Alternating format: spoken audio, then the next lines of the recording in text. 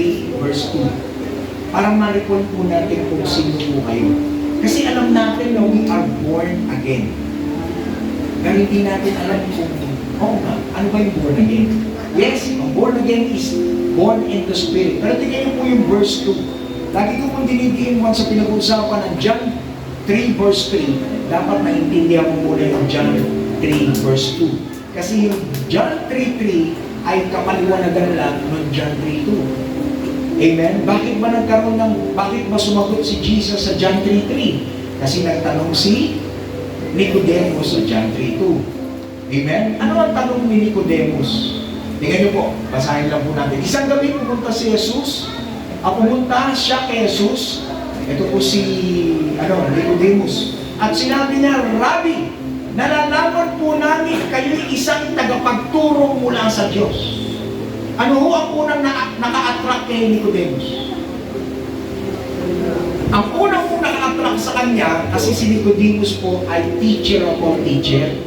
Kaya nung nakita niya si Jesus Christ, di ba, minsan ganyan tayo, no? Bukan yung tumingin ng picture, ang titignan nyo muna yung picture nyo, hindi yung picture ng iba. Pumunta kayo sa, pag tinignan nyo, lalakihan nyo pa, para makita yung pagmumukhaan nyo. Pero yung iba hindi. Ganun talaga, normal po yun. Si Nicodemus po, nakita niya, na-attract siya. Bakit? Kasi teacher din si Jesus Christ, kaya niya tinawag na Rabbi. Di ba?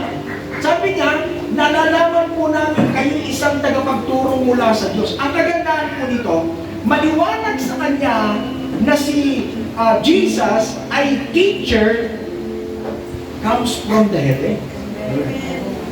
Meron palang teacher comes from the heaven and teachers comes from parang ganon. Amen po ba? No? Tapos sabi niya, kayo isang tagapagturo mula sa Diyos. Sapagkat walang makagagawa ng himalang ginagawa ninyo kung wala sa inyo ang Diyos. Pansinin nyo maigi po yan. Wala po diyang pinag-uusapang kaligtasan.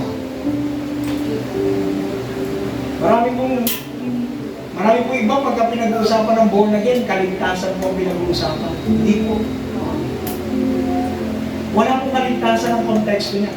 Ang sabi po dyan ni Nicodemus, kayo'y tagapagturo mula sa Diyos sapagkat walang makagagawa ng himala.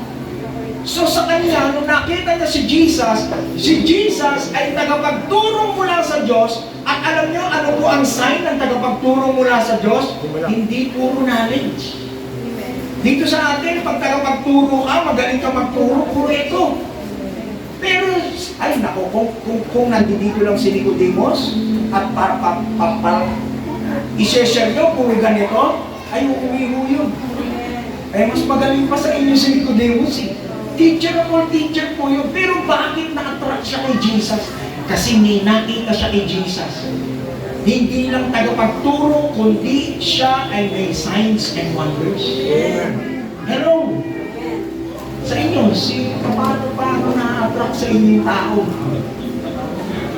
Amen po ba? No? Kinagigiliwan pa kayong pakinggan dahil ang galing nito. Ano to? Maraming ano. Hello? Amen? Kaya nung lumapit si Nicodemus sa kanya at tinatanong, namamangha siya dahil ni Jesus Christ ay tagapagturo, nilalabasan ng kapangyarihan, ang sagot lang po ng verse 3, very simple. You must be born again. Ganun lang pala yun. Gusto mo labasan ng kapangyarihan, ma-born again ka. Taas po kami ng born again. Parang ito, pag born again ka pala, normal kang nilalabasan ng kapangyarihan. Pag born again ka, born in the Spirit ka, normal kang nilalabasan ng kapangyarihan. You are naturally supernatural.